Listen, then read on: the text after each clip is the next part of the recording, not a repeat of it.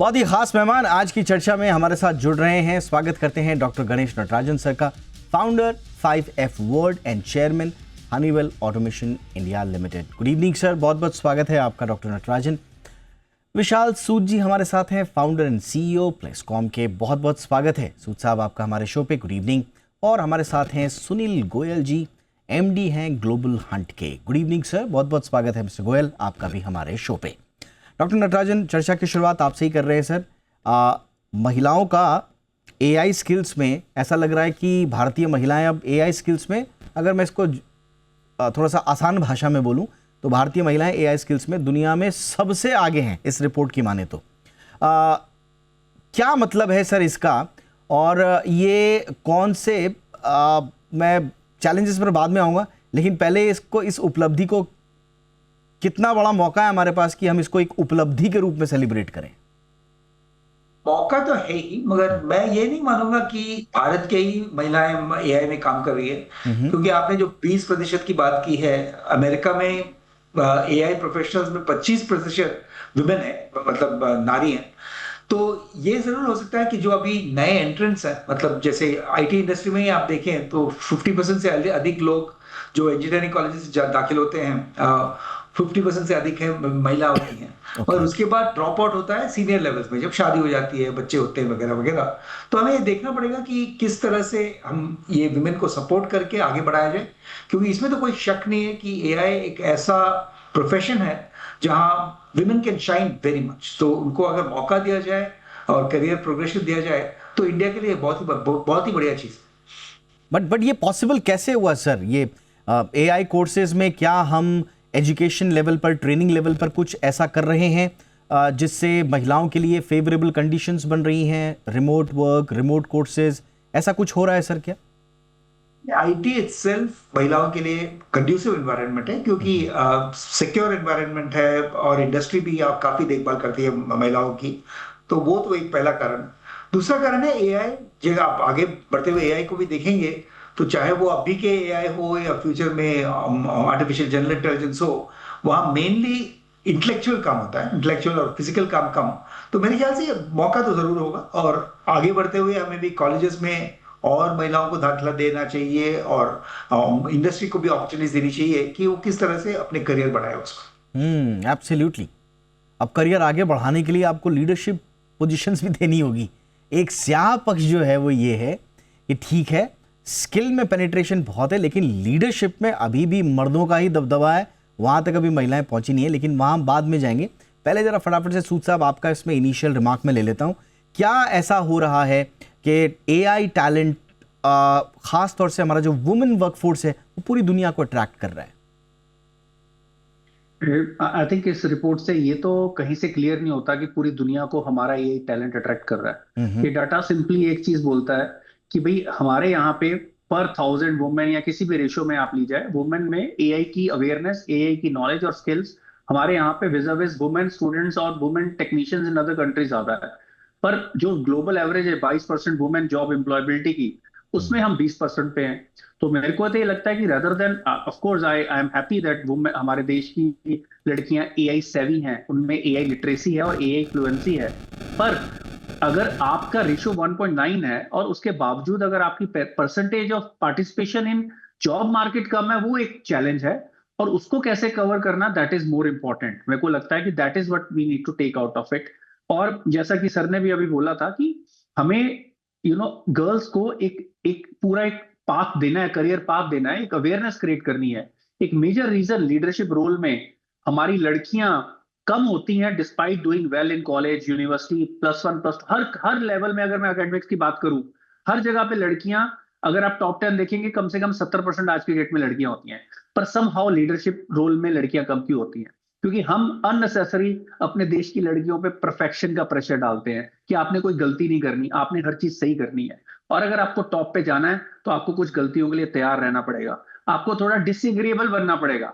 एक लड़की होने के नाते आपको लगता है कि you are an agreeable person, पर एक डिसएग्रीएबल होना, किसी को ना करना या डिसएग्री करना, ये सारे ट्रेड्स हमें अपनी लड़कियों में इनकलकेट करने पड़ेंगे अगर हमें उनको leadership, risk taking, doing something wrong. आप किसी भी स्कूल के प्ले यार्ड में चले जाइए, आप देखेंगे लड़के, कोई उछल कूद कर रहा है, कोई गिर रहा है, कोई अपनी बाजू तोड़वा रहा है, और लड़कियां आराम से बैठ के, और उस टाइम पे हम अप्रिशिएट करते हैं कि इनका बिहेवियर बड़ा अच्छा है।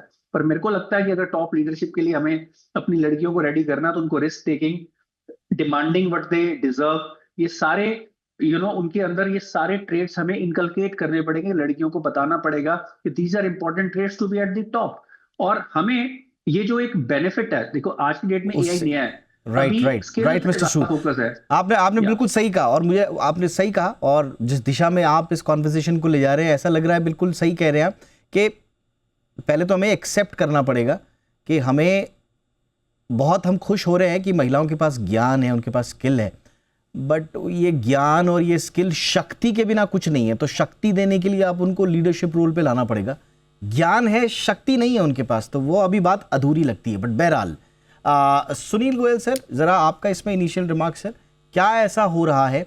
और एक बात बहुत इंटरेस्टिंग मिस्टर सूद ने कही कि इसको सेलिब्रेट करने से पहले थोड़ा ये सोचना पड़ेगा कि आपकी लड़कियां, आपकी वुमेन वर्कफोर्स स्किल अप जरूर हो रही हैं, लेकिन उनका पार्टिसिपेशन अभी भी वैसा है। तो इसको आप किस रूप में देख रहे हैं, इस डेटा को, आपका एनालिसिस? लेकिन मैं थोड़ा इसको अलग तरीके से देखता हूं, क्योंकि हम लोग रिक्रूटिंग करते हैं और हर कंपनी आज के डेट में डाइवर्सिटी फोकस्ड है। तो पिछले जो भी आज के डेट में अगर एआई देखें या जो न्यू एज टेक्नोलॉजी के पर्सपेक्टिव से, जो कि पिछले 10 से 15 साल में जो वर्कफोर्स आया है मार्केट में, टिपिकली लाइक जो भी machine learning, data science, data engineering, architecture, platform, इस तरह की टेक्नोलॉजी पे, जो भी न्यू एज टेक्नोलॉजी पे जो लोग काम करते थे, वो ही लोग आज के डेट में जाके कहीं ना कहीं एआई की टेक्नोलॉजी पे मूव ऑन हुए हैं। वही उन्हीं लोगों को अपग्रेड किया गया है, उन्होंने स्किल सीखी है, वही अपग्रेड हुई। और अगर मैं पिछले 10-15 सालों का देखूं स्पेशली, तो उसके अंदर क्या है कि ये बात, ये डेटा भी सपोर्ट करता है कि स्टेम में, specially science, technology, engineering and mathematics में सबसे ज़्यादा वुमेन पार्टिसिपेशंस हमारी कंट्री में ही है। क्योंकि आज के डेट में क्या है कि हमारे यहाँ सबसे ज़्यादा इंजीनियर्स हैं जो वुमेन में है। अगर आप यूएस में भी जाएंगे तो जो यूएस का डेटा जो सेकंड नंबर पे आ रहा है इंडिया के बाद में, वहाँ भी अगर आप वहाँ के बैचलर्स और मास्टर्स में जाके देखेंगे तो लार्जर वर्कफोर्स आपको वही मिलेगा जो इंडिया से लोग गए हैं वहाँ स्टडी करने, और वो शायद स्टेम कोर्सेज की पढ़ाई कर रहे हैं डिफरेंट यूनिवर्सिटीज़ में, और वही वर्क में इंडक्ट होते हैं। तो अल्टीमेटली अगर आप देखें तो हमारे यहाँ एक इन्वायरमेंट बना है आज के डेट में जेंडर इक्वेशंस का, कंपनीज का डाइवर्सिटी रेशियो बढ़ाने का प्रेफरेंस है। तो बहुत ज़्यादा टॉप लेवल पे जाएं कि 20-25 साल प्लस वाले एक्सपीरियंस पे, वहाँ पे विमेन का रेशियो कम है। बट अगर हम आज की डेट में 15 साल से नीचे या 10 साल से 15 साल के बीच में देखें तो वो नंबर काफ़ी हाई है इन टर्म्स ऑफ परसेंटेज। एक टाइम ऐसा था जब कंपनीज में विमेन पार्टिसिपेशन 18-20% होता था, जो कि आज की डेट में 35-40-42% तक पहुंच गया है आज के डेट में डाइवर्सिटी के रेशियो में, विद इन टेक्नोलॉजी में बता रहा हूं। तो ये बात सही है कि आज के डेट में, और इसको हम जेंडर स्पेसिफिक से ना देखें, मुझे लगता है कि इसमें पार्टिसिपेशन, इक्वल इंटेलिजेंस है। रादर बहुत बार में तो अब ये कहना कितना फेयर होगा कि वो ज्यादा इंटेलिजेंट होता है एक जेंडर है दूसरे जेंडर से कंपैरेटिव में, but women has a natural abilities to do a multitasking, think ahead. जैसे उनको किसी भी लेवल पे हो, they do dual job, they take care family, they take care work, they do lot of things. And technology एक ऐसा environment है जहां आपको फील्ड में नहीं रन करना पड़ता, आपको बहुत ज्यादा ट्रैवल नहीं करना पड़ता, आप एक स्टेशन होके एक जगह पे रह के काम करते हैं। तो हमारे लिए लगता है कि जैसा कल्चर है हमारे यहाँ, that best suits to the women those who are into STEM segment. तो ये बहुत ही नेचुरल है कि उसमें हमारे यहाँ जो है डाइवर्सिटी वर्कफोर्स लीड करेगा, एआई है या कोई भी नई अपकमिंग जो टेक्नोलॉजी जाएंगी उसके अंदर में, क्योंकि हमारे यहाँ participation from university to the entry level workforce women का सबसे ज्यादा है। तो और वही एंट्री लेवल वर्कफोर्स आगे प्रोग्रेस होता है, और वो प्रोग्रेशन होने के बाद अगर आज के डेट में आप ई कॉमर्स है, डेटा साइंस है, डेटा इंजीनियर है, बट एक जो यस मिस्टर गोयल, एक जो मैं चीज देख रहा हूं कि अगर ये एजुकेशन और एक्सेस के कारण हो रहा है, तो अभी भी आई मे बी रॉन्ग ऑल्सो, क्योंकि कुछ मैं जो रिपोर्ट्स पढ़ पा रहा हूँ, डॉक्टर नटराजन अगर आप हमें ठीक कर पाएं, कि भारत में अभी भी जो इंजीनियरिंग ग्रेजुएट्स हैं उसमें महिलाओं का ऐसा नहीं है कि पुरुषों से ज़्यादा हो गई हैं। जो डेटा अभी मैं देख पा रहा हूँ 35 से 40% ही आ रहा है। हाँ, ये ज़रूर है कि ऑनलाइन सेल्फ बेस्ड लर्निंग या रिमोट वर्क, इसमें थोड़ा सा महिलाओं को और एनकरेज किया है कि वो एआई जैसे कोर्सेज को वो एनरोल करें। लेकिन एनरोलमेंट के हिसाब से क्या आप सेटिस्फाइड हैं सर कि एआई जैसे कोर्सेज और एडवांस जो आजकल के रेलेवेंट कोर्सेज हैं या जो फ्यूचर रेडी कोर्सेज होने वाले हैं, उसमें जो पार्टिसिपेशन जितना होना चाहिए उस लेवल पे क्या आप सेटिस्फाइड है? पार्टिसिपेशन है इसमें कोई शक नहीं है कि है। जो आप 35-40% की बात कर रहे थे वो शायद पूरा इंजीनियरिंग में है, क्योंकि हाँ। लड़कियां सिविल इंजीनियरिंग, मैकेनिकल इंजीनियरिंग में कम दाखिल होती हैं, मगर कंप्यूटर साइंस या कंप्यूटर इंजीनियरिंग, एआई जरूर उसमें काफी इंटरेस्ट रखती हैं। और जैसे आई थिंक विशाल ने भी कहा कि उनको ये हमें कॉन्फिडेंस देनी चाहिए कि आप चलिए, अपना करियर में हम पूरा आपको संभालेंगे। हम जिसने बैड बिहेवियर की बात की थी, I mean the good way of putting it is to say कि उनको अपना जो भी उनका मन में जाए कि करियर बनाए, करने दीजिए। अभी आजकल के जेनजी के जमाने की लड़कियां को तो ये बोलने की भी जरूरत नहीं है, क्योंकि वो जानते हैं कि उन्हें क्या चाहिए और कैसे पाया जाए। मगर ये मेरे ख्याल से सबसे बड़ा प्रॉब्लम आज भी यही है कि जैसे हमने सबने कहा कि लीडरशिप पोजीशंस में 4 to 6% ओनली आर वुमेन, और उनको किस तरह से जो इतना हौसला रखते हैं, जो इतना कैपेबिलिटी रखते हैं, काबिलियत रखते हैं, उनको किस तरह से वो आगे बढ़ के 20-30 साल काम करें, वही हमारी सबसे बड़ी चैलेंज है मेरे ख्याल से। एंड डॉक्टर नटराजन, अगर अगेन वो फिर पूरी चीज उस पे आ जाती है कि हाई पेनिट्रेशन ठीक है, ये डेटा अगर आप इस फिलॉसफी को सपोर्ट कर रहा है कि हाई पेनिट्रेशन है, लेकिन अगर लीडरशिप में गैप रह जाएगा तो पूरा का पूरा एआई का जो इकोसिस्टम हम आगे लेकर के जा रहे हैं, जिसको हम चाहते हैं कि वो फ्यूचर में अनबायस्ड हो, क्या उसमें जेंडर पार्टिसिपेशन भी बायस या अनबायस होने में रोल प्ले करेगा, ऐसा आपको लगता है? आई मीन अगर मैं बहुत साधारण शब्दों में अगर आम दर्शकों के लिए पूछूं, तो महिलाओं का प्रतिनिधित्व अगर लीडरशिप में कम है तो ऐसा तो नहीं है कि एआई का आने वाला इकोसिस्टम भी पुरुष प्रधान बना रहेगा? एक बहुत बड़ा कॉन्ट्रिब्यूशन कर रहे हैं Deepak ji. Too premature to say that. मतलब अभी जनरली मैं जरूर ये कहूंगा कि मैंने मेरी लेटेस्ट किताब भी नारी शक्ति पे है, और नारियों को किस तरह से कॉन्फिडेंस दिया जाए वो बहुत जरूरी है। एक एआई इज जेंडर न्यूट्रल मेरे ख्याल से, क्योंकि कोई फर्क नहीं पड़ता है कि भाई मेल ने किया काम कि फीमेल ने काम किया।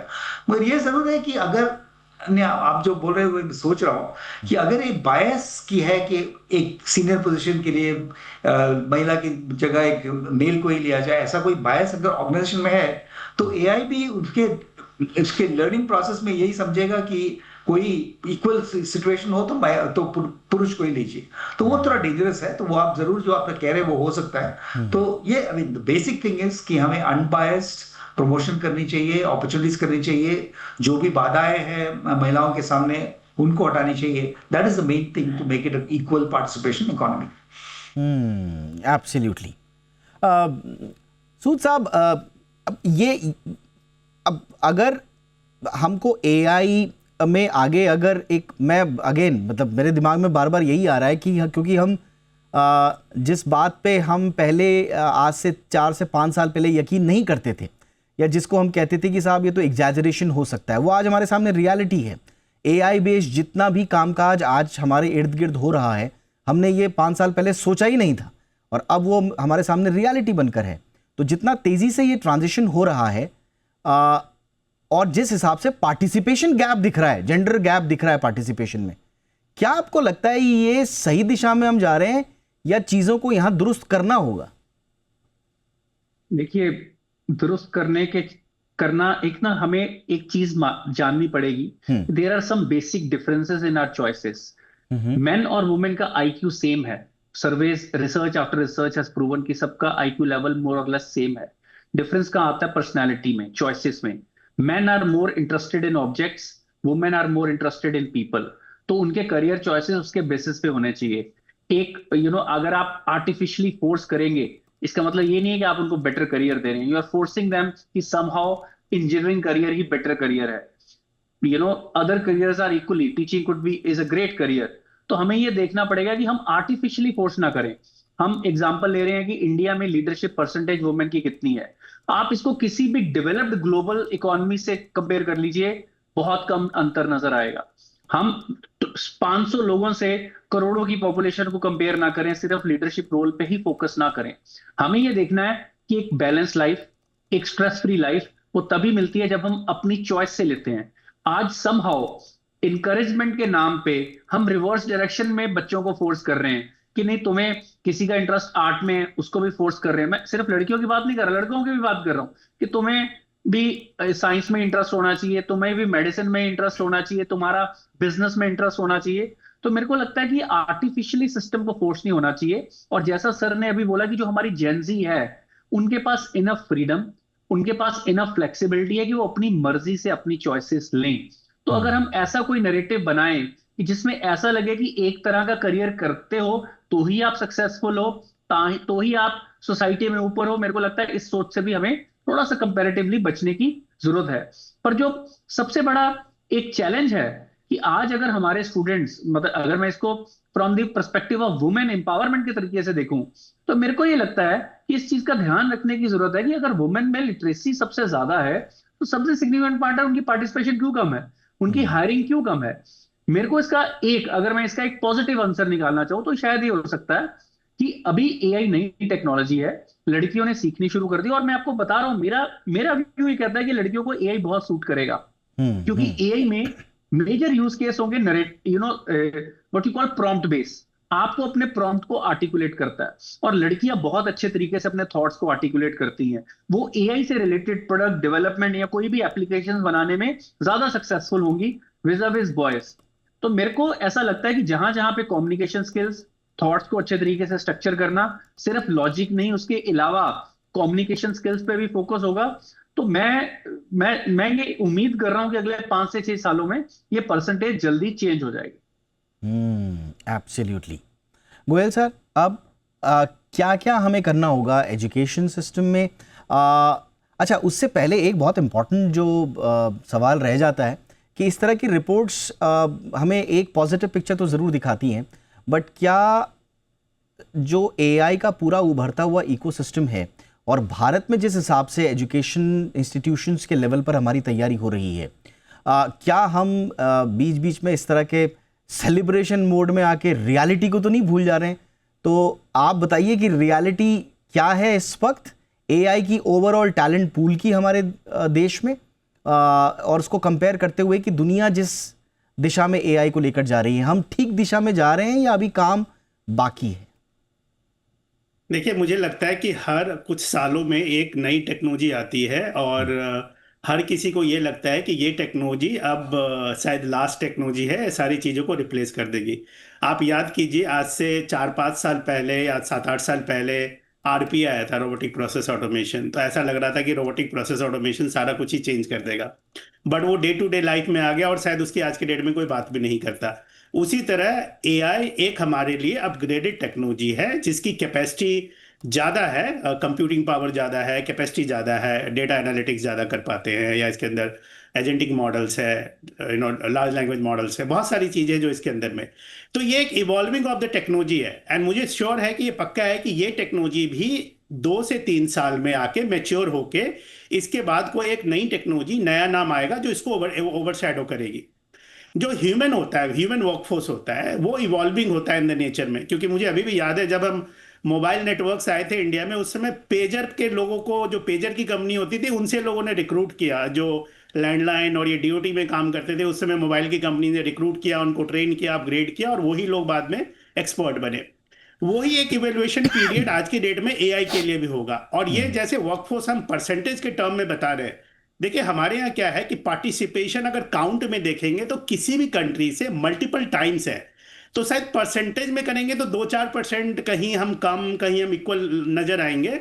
बट अगर आप नंबर ऑफ पीपल की बात करेंगे कि कितने लोग एआई में हैं, तो हम शायद मोस्टली कंट्री से बहुत आगे होंगे। तो अगर आज की डेट में देखें तो ये सेलिब्रेशन मुझे लगता है कि लोगों के मोरल को बूस्ट करने के लिए, पार्टिसिपेशन के लिए, क्योंकि हमेशा वेस्ट सेलिब्रेट करता रहा है कि वो कुछ चीज़ों में बेस्ट है, हमें भी टाइम टू टाइम सेलिब्रेट करना चाहिए और पार्टिसिपेशन के लिए इंकरेज करना चाहिए हर किसी को, हर जेंडर को, मैन हो विमेन हो। मुझे तो आज के डेट में लगता है कि skill based, capability based opportunity मिलनी चाहिए लोगों को। और मुझे लगता है कि हमारे दोनों ही जेंडर, मेल हो फीमेल हो, आज के डेट में लार्ज कॉर्पोरेशंस में उतनी कोई, मुझे नहीं लगता इतना कोई पार्शियलिटीज है या बहुत ज्यादा कोई है। ये इंडिविजुअल चॉइस है। बट वो एक आप सही कह रहे हैं कि एक हमें रीजन जरूर देता है कि हम इसको सेलिब्रेट करें, हम इस सेलिब्रेशन को खारिज नहीं कर सकते। बट आपको नहीं लगता है कि डीप डाउन जाके हमें थोड़ा सा पार्टिसिपेशन के और थोड़ा सा अंदर उसके डीप रूटेड एनालिसिस को भी देखना पड़ेगा?